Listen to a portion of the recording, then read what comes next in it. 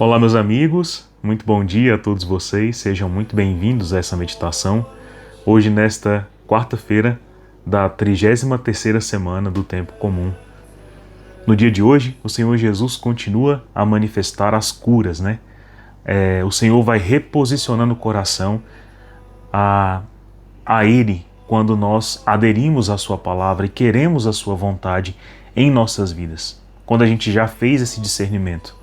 Então, durante toda essa semana, o Senhor vai restituindo ao nosso coração curas, coisas que estavam desordenadas em nossa vida e que finalmente Ele vem dar uma satisfação plena e restabelecer a nossa vida na ordem do amor.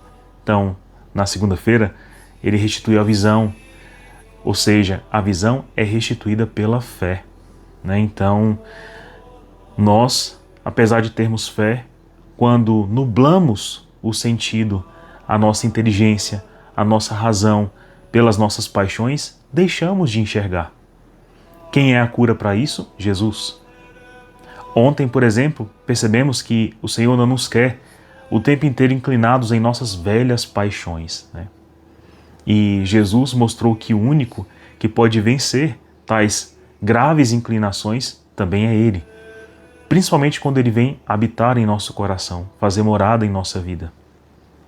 E hoje o Senhor vem corrigir uma das mais graves desordens, que é onde um homem, de repente, se vê inclinado a negar o propósito final e mais santificante de sua vida, que é amar. Então nós fomos feitos para esse objeto, amar a Deus, amar o próximo, amar a si mesmo, amar.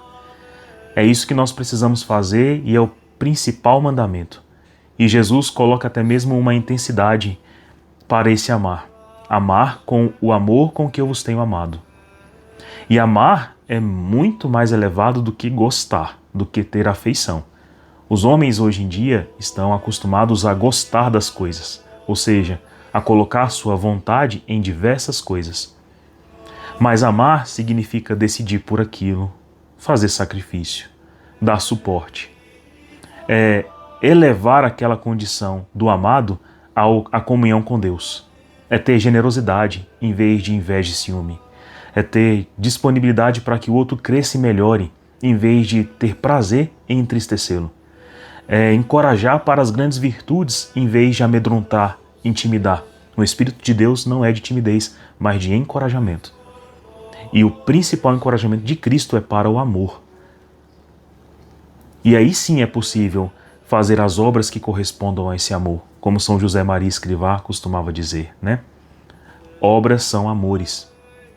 Aquilo que eu amo de verdade, eu pratico, eu engrandeço, eu sustento, eu encorajo, eu amo, né? Isso é diferente de gostar, porque gostar é quando a gente tem obrigatoriamente um interesse de recompensa naquilo que se faz, uma recompensa talvez imediata. Mas amar se pensa no eterno. É quando eu amo pela essência que Deus colocou em mim. E por isso eu rezo até pelos meus inimigos, eu perdoo aqueles que me pedem perdão, ou seja, eu amo. Então amar é mais do que gostar, é dar a razão de amor, né, ao próximo, a Deus, a si mesmo. Então, existe hoje no Evangelho uma coisa que se opõe a esse amor. E esta oposição é curada por Jesus.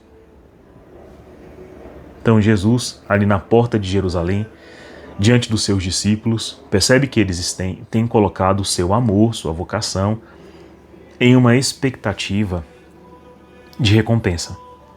O reino dos céus está chegando, Jesus vai chegar em Jerusalém completamente vitorioso e seremos louvados como aqueles que contribuíram para o novo restabelecimento situacional humano, né? Mas Deus quer mais que isso. O que Jesus vem restabelecer em Jerusalém é a ordem primeira, é a ordem do amor, da transcendência, de que o nosso amor alcance obras que se eternizem, não apenas as obras deste tempo presente, né? que são corriqueiras só para essa vida, só para esse tempo. Pois a morte é outra coisa. Então, Jesus fala a eles que o amor produz, o amor multiplica, o amor faz engrandecer, o amor é produtivo, o amor é essencial, é a nossa maior vocação. E existe algo que muitas vezes faz a gente temer, a gente recuar. Disso precisamos de cura. E Jesus está disposto a curar. Então, vamos rezar pedindo ao Espírito Santo que nos oriente, nos conduza nesta cura que Jesus deseja àqueles que escolheram o seu caminho. Estamos reunidos em nome do Pai, do Filho, do Espírito Santo. Amém. Senhor Jesus, nós te pedimos que essa virtude tão particular do vosso coração, mas que o Senhor compartilhou conosco, seja vivida por nós de maneira intensa, pois é ela quem santifica. Todas as obras são importantes, Senhor Jesus. Todas as obras são essenciais. Mas ainda que eu fale na língua dos anjos, ainda que eu tenha um grande amor pelos pobres, ainda que eu doe todos os meus bens, ainda que eu lance as minhas chamas ao fogo, por amor do meu próximo, se eu não tiver amor por vós, se a minha vida não buscar essencialmente esta virtude da caridade, se ela não domar, coordenar e fortalecer a minha vontade, e se ela não for aquilo que minha inteligência mais deseja, então nada vale, nada é duradouro, nada é útil, nada é bom, nada engrandece. Mas, se a caridade nos assiste, Senhor Jesus, uma palavra, um copo de água, uma pregação, uma acolhida, um sorriso, uma vivência alegre, uma esperança firme, uma fé robusta, tudo isso torna-se possível até ao coração que era mais tíbio. Se o Senhor recuperou corações que estavam plenamente perdidos, que não sabiam mais o que fazer ou por onde andar, por que não recuperará o coração daqueles que já creem em vós, que já esperam em vós? Por isso, Senhor Jesus, não deixai inacabada esta obra de tuas mãos, que clama hoje ao teu coração, para que eu ame. Ave Maria, cheia de graça, o Senhor é convosco. Bendita sois vós entre as mulheres, bendito é o fruto do vosso ventre, Jesus. Santa Maria, Mãe de Deus, rogai por nós, pecadores, agora e na hora de nossa morte. Amém. Em nome do Pai, e do Filho, e do Espírito Santo. Amém. Bom, meus irmãos, o Evangelho de hoje é bem longo, mas sua meditação é vasta, né? Então, Lucas 19, versículos de 11 a 28. E Jesus é tão preciso em nos curar da falta de amor que ela é autoexplicativa. Então vamos lá. Naquele tempo, Jesus acrescentou uma parábola, porque estava perto de Jerusalém. E eles pensavam que o reino de Deus ia chegar logo. Então Jesus disse: um homem nobre partiu para um país distante, a fim de ser coroado rei e depois voltar. Chamou então 10 dos seus empregados, 10. Entregou 100 moedas para cada um, de prata para cada um, e disse: procurai negociar até que eu volte. Olha o que ele falou: procurai negociar até que eu volte. Seus concidadãos, porém, o odiavam e enviaram embaixadas atrás dele, dizendo: nós não queremos que este homem reine sobre nós. Mas o homem foi coroado rei e voltou. Mandou chamar os empregados aos quais havia dado dinheiro, a fim de saber quanto cada um tinha lucrado. O primeiro chegou e disse: Senhor, há 100 moedas que renderam 10 vezes mais. O homem disse: muito bem, servo bom, como foste fiel em pequenas coisas, recebe o governo de 10 cidades. O segundo chegou e disse: Senhor, as 100 moedas renderam 5 vezes mais. O homem disse também a este: recebe tu o governo de 5 cidades. Chegou outro empregado e disse: Senhor, aqui estão as tuas moedas, que eu guardei num lenço, pois eu tinha medo de ti. porque és um homem severo. Recebes o que não destes e colhes o que não semeaste. O homem disse: servo mau, eu te julgo pela tua própria boca. Tu sabias que eu sou um homem severo, que recebo o que não dei e colho o que não semeei. Então por que tu não depositastes ao menos meu dinheiro no banco? Ao chegar, eu o retiraria com juros. Depois disse aos que estavam ali presentes: tirai dele as 100 moedas e dai-as àqueles que têm 1000. Os presentes disseram: Senhor, este já tem 1000 moedas. Ele respondeu: eu vos digo, aquele que já possui será dado ainda mais, e aquele que nada tem será tirado até mesmo o que tem. E quanto a esses inimigos, que não querem que eu reine sobre eles, trazei-os aqui e matai-os na minha frente.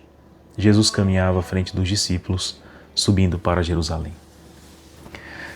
Eita, meus irmãos, Jesus deixa bem claro aqui que o que é impeditivo para o amor é o medo. O nosso relacionamento com Deus, ele está em que natureza?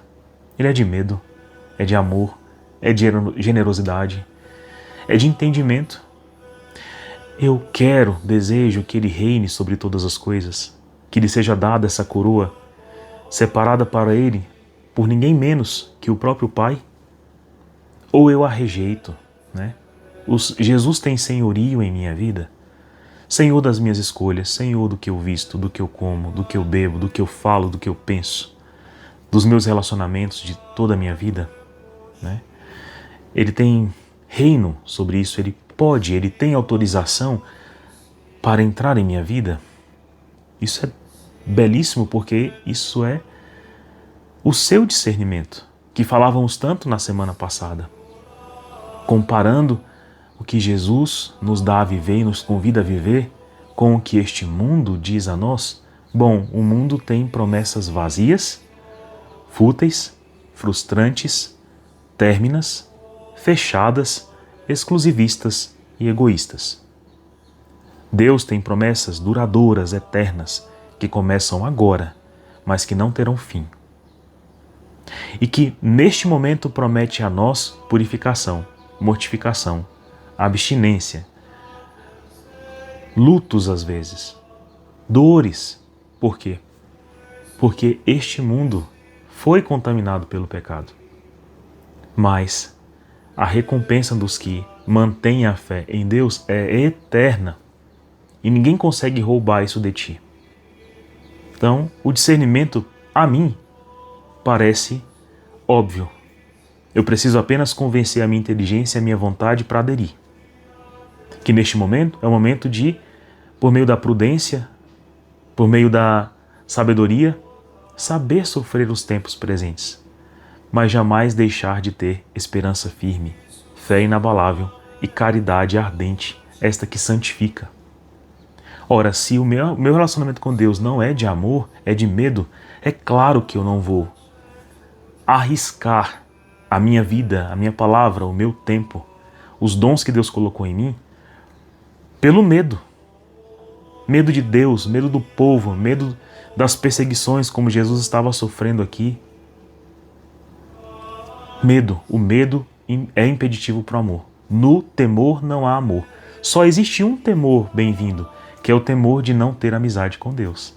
É o que nos faz evitar pecar.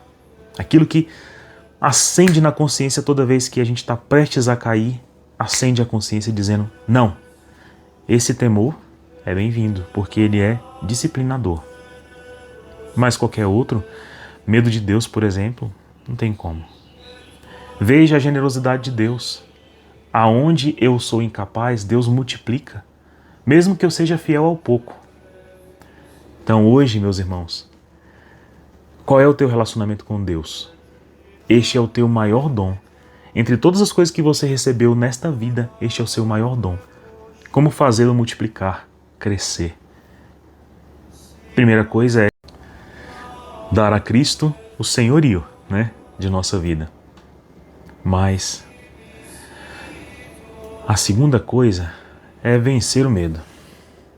E eu só venço o medo de amar a Deus e de conhecê-lo e de servi-lo se, de fato, eu me der a Ele, conhecê-lo intimamente, E isso se faz por meio de tudo aquilo que o Senhor já tinha ensinado aos discípulos.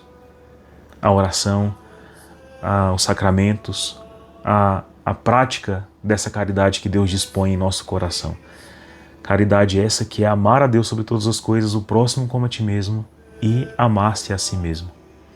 Não maltrate sua vida fazendo com que você acredite que a sua vida seja tão pequena, tão encerrada, tão curtinha, tão despropositada, que sirva apenas para os propósitos deste tempo. Esse tempo passa. Só Deus tem uma visão de nós elevada. Que o Senhor nos conceda a graça nesse dia de olhar para a nossa vida com grande generosidade e de perceber, quão grande é o seu convite. E que diante desse convite não precisamos ter temor. O temor é de permanecer naquilo que está deteriorando-se, que é perecível.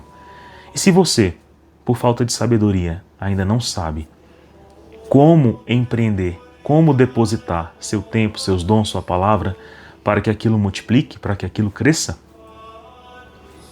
coloca no banco, onde vai pelo menos render.